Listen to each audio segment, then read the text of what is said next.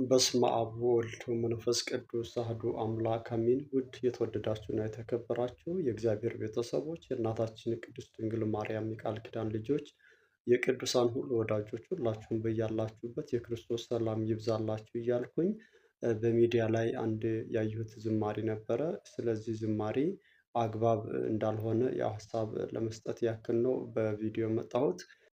ይህንንም ዝማሬ ቀሲስ ዘማሪ ምንዳዬ ብርሃኑ ለጌታችን ለመድኃኒታችን ለኢየሱስ ክርስቶስ ፍቅር ማረከኝ በሕይወቴ በዘመኔ ብሎ የዘመረው ዝማሬ ነው። እንግዲህ ይህች እህታችን ቀይራው ደግሞ አሁን ላይ ለእመቤታችን ለቅድስት ድንግል ማርያም ፍቅርሽ ማረከኝ በሕይወቴ በዘመኔ ብላ እንግዲህ እየዘመረች ያለው ማለት ነው። ይኸው ምንድነው? አንድ ግጥምና ዜማ ሲዘጋጅ ገጣሚው ወይም ደራሲው የራሱ የቻለ ሕገ ደንብ አለው።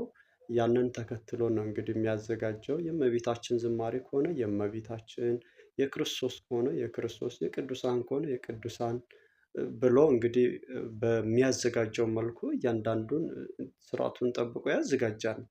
አሁን ላይ እንግዲህ ይሄ ያልኳችሁ ዝማሬ ቀድሞ ደራሲው የክርስቶስ ብሎ ያዘጋጀው ብዙ ዘመናትን ያስቆጠረ ቀደምት የሆነ ዝማሬ ነው።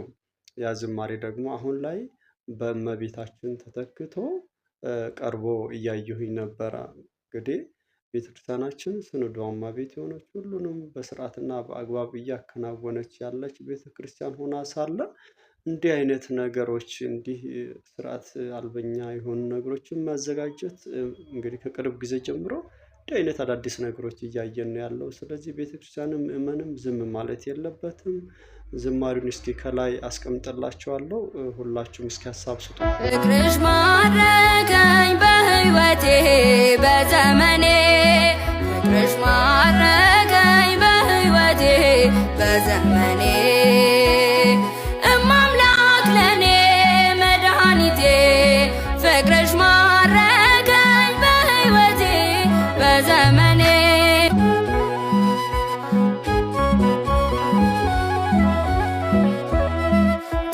ተገዝቻለሁ በፍጹም ፍቅርሽ ዓለምን ትቼ ላገለግልሽ፣ ልጅሽ ሕይወቴ ለኔ ሆኖኛል፣ በእናትነትሽ ሸክሜ እርቋል፣ ለክብርሽ ቆሜ እዘምራ።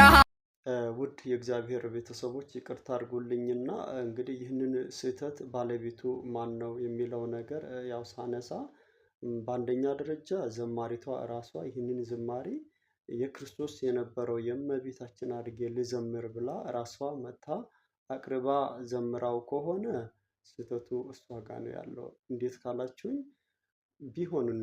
ቢሆን ራሱ ለክርስቶስ ነው የተዘመረው። ስለዚህ በእኔ ድምፅ ልዘምረው ብላ ካሰበች ዝማሬውን ጠይቃ ቀድሞ የዘመረው ዝማሬ ጠይቃ መዘመር ትችል ነበር፣ ለክርስቶስ ብላ ማለት ነው። ግን ከክርስቶስ ወደ እመቤታችን ለመቀየር በፍጹም አይታሰብም። ምክንያቱም ይሆንም ነገር አለም የቤተክርስቲያንም ስርዓት አይደለም። ስለዚህ ስህተቱ ያለው እሷ ጋር ነው በእሷ በኩል ከሆነ። ሁለተኛ ደግሞ ሰዎች ሰጥተዋት መዘመር አለብሽ ብለው አቅርበውላት ከሆነም እነዛ ያቀረቡላት አካል ጋር ነው ስህተቱ ያለው። ምክንያቱም መሆን የሌለበት ነገር ነው።